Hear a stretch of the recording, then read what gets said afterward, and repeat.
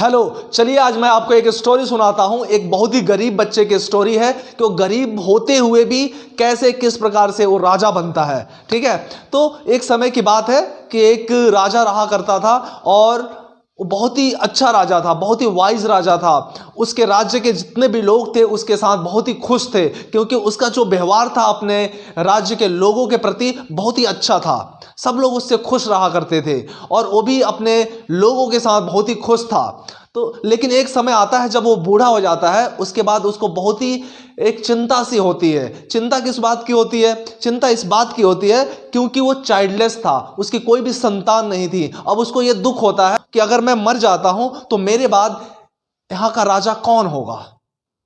ठीक है, ये चिंता उसको होती है।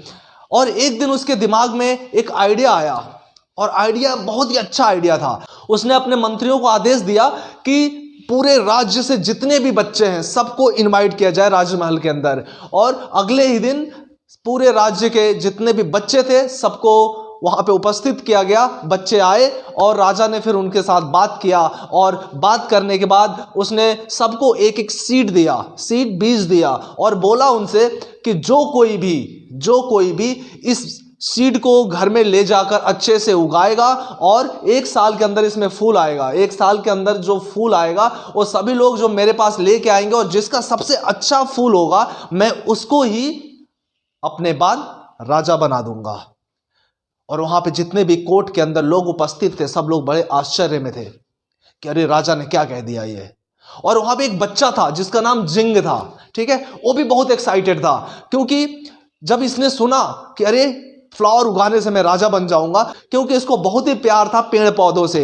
ये जो कुछ भी प्लांट करता था वो बहुत अच्छा सा ग्रो होता था, उसमें बहुत अच्छे फ्लावर आते थे। तो ये इसको पूरा अपने पे विश्वास था कि अब मैं अगला राजा मैं ही बनूंगा, क्योंकि मैं तो बहुत अच्छे से कुछ भी लगाता हूं तो उसमें अच्छा सा फूल आता है, अच्छे से फल आते हैं। तो इसको बहुत ही ज्यादा एक्साइटमेंट हुआ कि अरे वाह मैं अब राजा बनूंगा। फिर सभी लोग उस बीज को लेके घर गए, सभी लोग घर गए अपने। और ये जो बच्चा था जिंग, ये गया घर में और एक पोट लिया। पोट के अंदर अच्छी सी मिट्टी है ना, उपजाऊ मिट्टी जिसको बोल सकते हो, उसको उसके अंदर भरा। भरने के बाद उस सीड को उसके अंदर बोया। ठीक है, और रोज उसको टेक केयर करता था, है ना, रोज उसको देखता था, उसके अंदर सुबह शाम वाटर डालता था, ताकि जो बीज है वो जल्दी से अंकुरित हो जाए। इसके पिता ने देखा कि मेरा बेटा दिन रात सुबह शाम इस बीज की सेवा करता था, लेकिन इसमें कोई भी अंकुरित नहीं हुआ।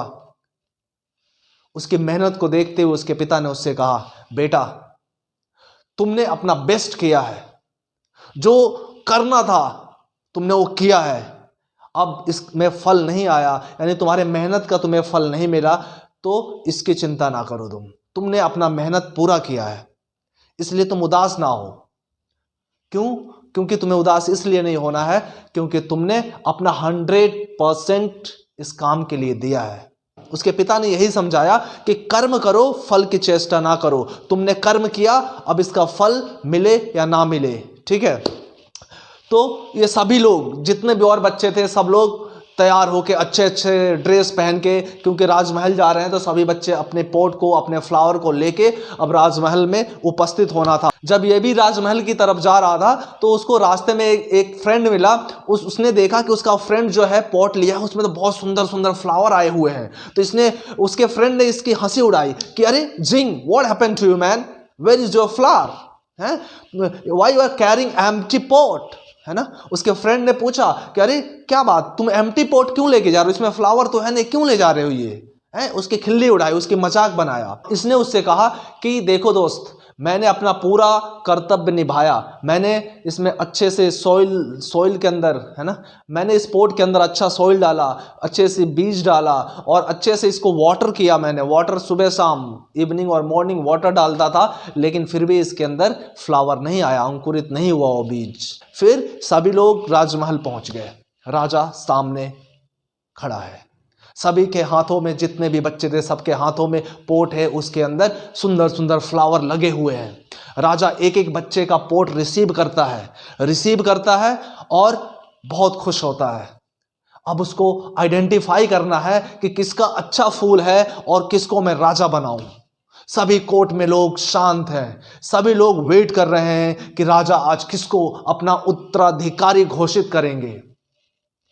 तो उसने देखा कि एक लास्ट में बच्चा खड़ा है जिसका नाम जिंग है। उसके हाथ में पोट तो है लेकिन उसके अंदर फ्लावर नहीं है। तो राजा गया उस बच्चे के पास। इससे पहले क्या हो रहा था कि बच्चे उसके पास आ रहे थे फ्लावर दिखाने के लिए, फ्लावर देने के लिए राजा को। और लेकिन यहां पे जब राजा ने देखा कि एक बच्चा दूर खड़ा है, उसके पास पोट है लेकिन उस पोट में कोई भी फ्लावर नहीं है, तो राजा खुद गया। राजा गया, उससे मिला। राजा ने उससे पूछा, what happened, why you are having such a empty pot. तो उस बच्चे ने राजा से कहा, मेरे महाराज, आपने जो सीड दिया था मैं उसको घर ले गया, इसमें प्लांट किया, अच्छा सा मिट्टी डाला और सुबह शाम मैं इसमें पानी डालता था, इसकी देखभाल करता था रोज सुबह शाम, लेकिन फिर भी ये जो सीड है ये अंकुरित नहीं हुआ। फिर राजा अपने सिंहासन के पास खड़ा होता है और बोलता है सभा से कि आज मैंने जो मेरा उत्तराधिकारी है मैंने उसको प्राप्त कर लिया है। सभी लोग आश्चर्यचकित कि कौन है। सभी लोग वहां पे एंग्सियस हैं कि कौन है कौन है। सभी बच्चे आपस में एंग्सियस है कि हो सकता है मैं हूं, हो सकता है कौन है करके। ठीक है, सभी लोग शांत आपस में उत्सुक हैं उस उत्तराधिकारी को जानने के लिए। फिर राजा ने बोला कि I don't know from where did you get your seed, I don't know, but the seed which I gave you that was boiled one. सभी सन्न हो गए। राजा ने क्या कहा कि मुझे नहीं पता है कि आप लोगों को कहां से सीड मिला था। मैंने तो जो सीड दिया था वो बॉइल्ड था, यानी उबला हुआ था। मैंने उसको पानी में उबलवा रखा था, उबालने के बाद वो मैंने सीड दे रखा था आप लोगों को। मुझे नहीं मालूम है कि बाकी लोगों का जो पोट है उसके अंदर फ्लावर कहां से आ गया। लेकिन ये जो जिंग है जिसने अपनी ईमानदारी यहां पे दिखाई, जिसने करेज दिखाया, जिसने हिम्मत दिखाया कि खाली पोट वो यहां पे राजमहल के अंदर आया, तो उसके अंदर हिम्मत था।